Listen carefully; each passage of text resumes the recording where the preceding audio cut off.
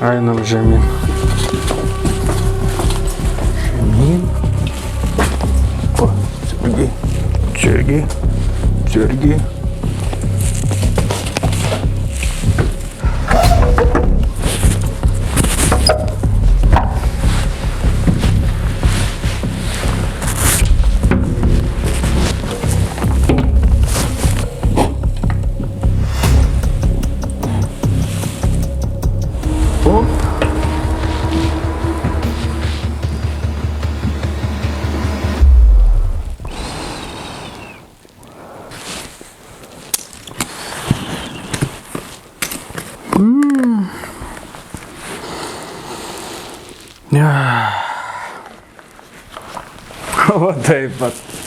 Va taip va ir gyvename.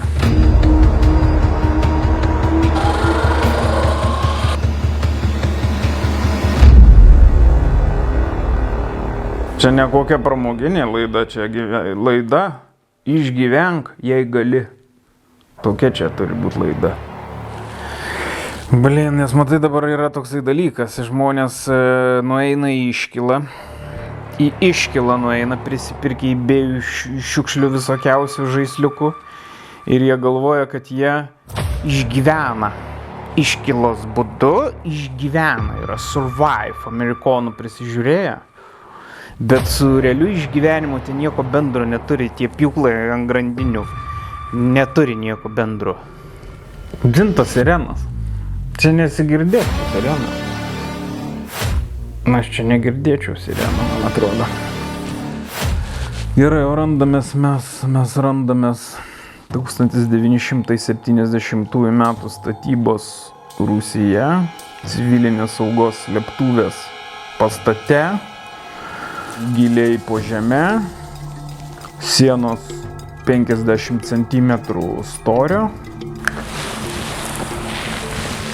Radioaktyvių dulkių dalelių filtrai va profiltruoja ir čia esantimi plaučius jau paduoda gerą švarų orą. Kaip veikia dujokūkės filtras va. Čia filtras va, tik ten va didesnis filtras.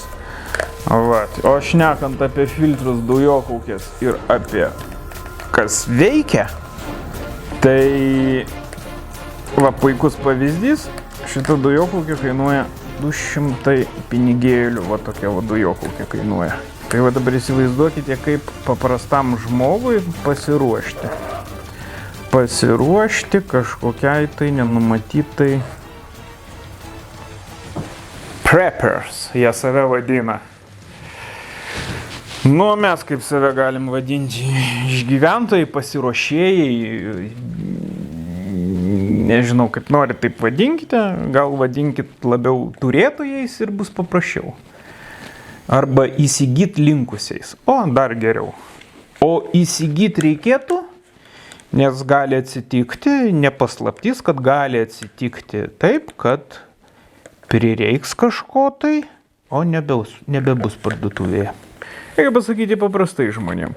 Kiekvienas galvoje turi turėti tam tikrą scenarijų, kaip atsitiks.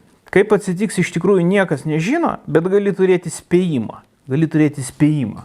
Gal atsitiks taip, gal bus bombardavimas, gal bus masinė evakuacija, gal nebus, o gal bus masinis riaušės kažkokios, tai kažkokie tai nusikaltimų bumas labai didelis. Kiekvienas asmeniškai, va, turi savo darai spėjimą, kam tu ruošiesi. Va. Šiuo atveju turint va, patalpas, su pusmetriniam storom sienom ir dvigubom šarvuotom durim, tu jau gali daugiau sau leisti scenarijų galimų blogų. Kas liečia patalpų pasiruošimą. Vat vienas dalykas yra jūsų ten tas išvykimo krepšelis, ten jūsų bagažinės turinys ar kupriniai kažkokie tai išgyvenimo daiktai.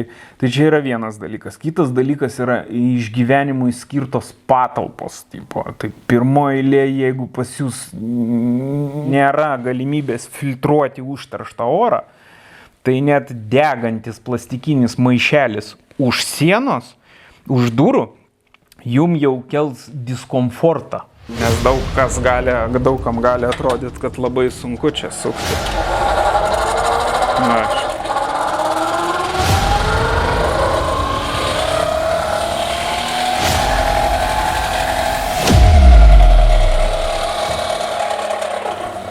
iki 2024 metų. Ir dar va čia turiu aš visokiausių dalykėlių. Ko aš čia turiu, klausyk. Oh my goodness, va, makaronai. Kropai, pupai, žirniai. O, tai kaip bėgama.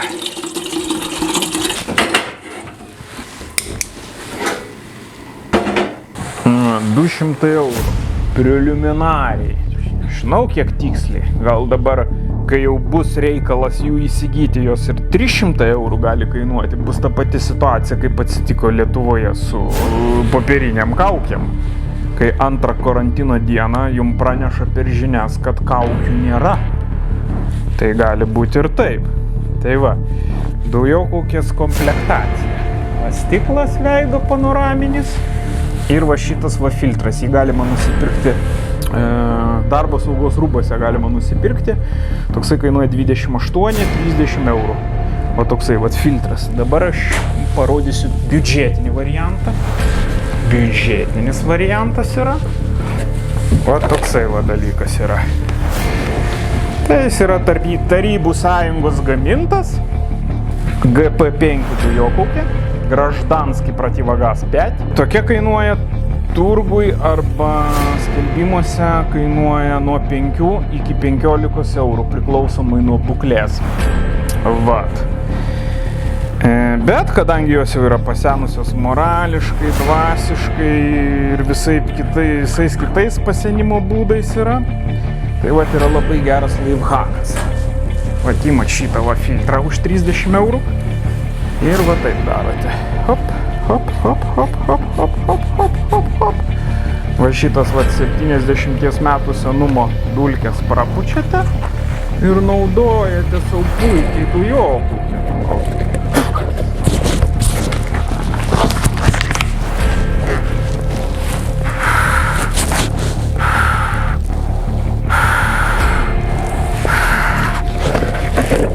Šiaip kareivius apmokina reikalui esant apžioti šitą dalį ir užsimerkę pereiti užkrėstą zoną.